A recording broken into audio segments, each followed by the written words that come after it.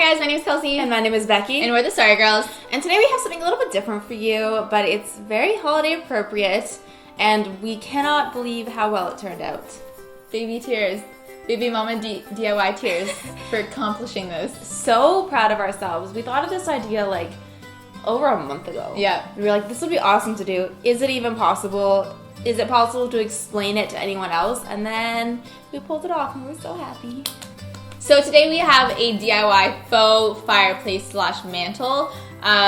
They're really popular for people to just build because they're a great focal point, and if you don't have a fireplace, then I feel like most houses nowadays don't come with like actual built-in fireplaces anymore, or they're gas or whatever. Yeah.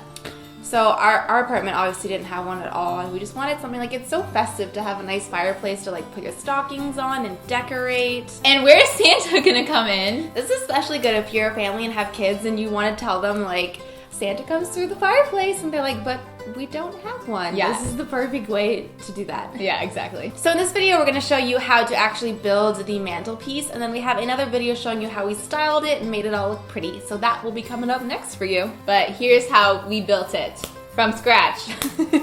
To make this faux fireplace mantle, we need to take a trip to the hardware store. While you're there, you'll need to pick up one 4-foot by 4-foot white hardboard, which we then got cut at the hardware store. Ask them to take a 1/2 foot off on two sides like this. Make sure that they both end up being 3.5 feet long.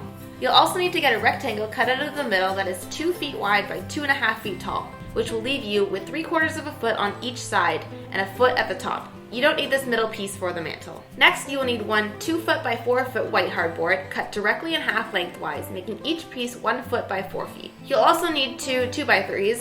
Out of one piece, we will be making two 3-foot 4-inch pieces, and out of the second piece, we will be cutting one 3.5-foot piece. Next, you will need enough backband molding to make two pieces that are 3.5 feet long.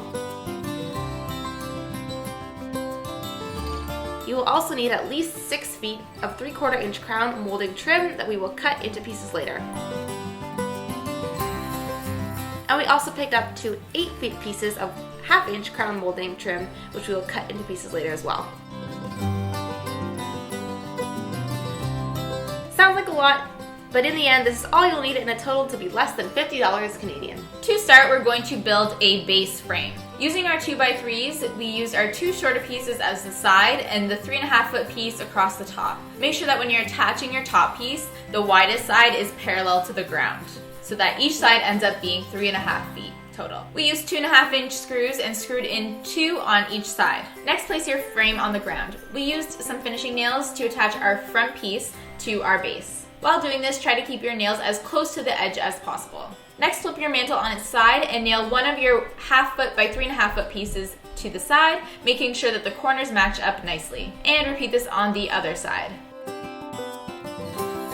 Stand your mantle right side up and nail one of the 1-foot by 4-foot pieces to the top. And remember, you only need to nail where the wooden frame is underneath.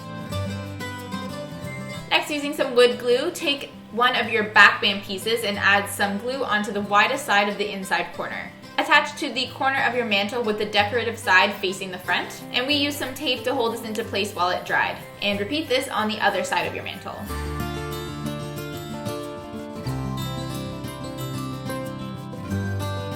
Moving on to our decorative trim. We ended up cutting our 3/4 inch crown molding into 3 pieces, one that was 4 feet long and 2 that were 1 foot long each. For our 1/2 inch trim, we ended up with 12 pieces cut to the following dimensions. And we did this in centimeters because it was a lot easier for us to follow. You'll need 2 that are 69 centimeters long, 2 that are 18 centimeters long, 4 that are 14 centimeters long, and 4 that are 53 centimeters long. We easily cut these ourselves with a saw and then gave them a quick coat of white spray paint. Laying our mantle on the ground, we arranged the decorative rectangles as follows. On the top center, we used our 69 centimeter pieces and our 18 centimeter pieces. And make sure they're centered and use some wood glue to glue them into place.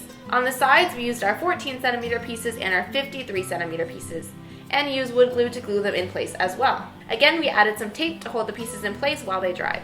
Next, we glued the 3/4 inch trim to the front 3 sides of our mantle, again using tape to hold it in place as it dries.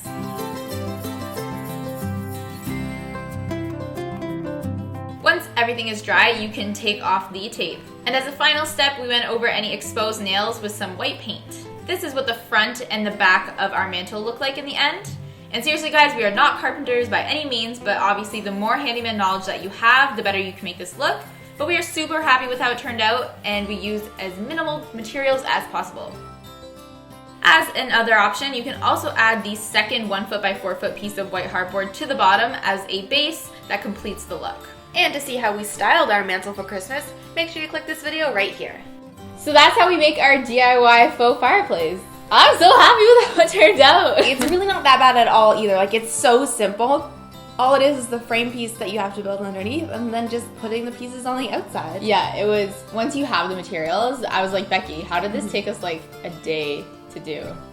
And straight up, the hardware store is so helpful. Like, they cut almost all of the wood for us. Yeah. Because if you don't have a saw, or you're just not like confident in those skills, which I'll be honest, like, actual electric saws still scare me a little bit. I can do the handheld ones, but if you aren't able to do that yourself, definitely it's not hard to get the hardware store to do it for you, and that saves you a lot of time and effort. Or find a friend and a father, but you can do most of it by yourself. Yes, promise. you can.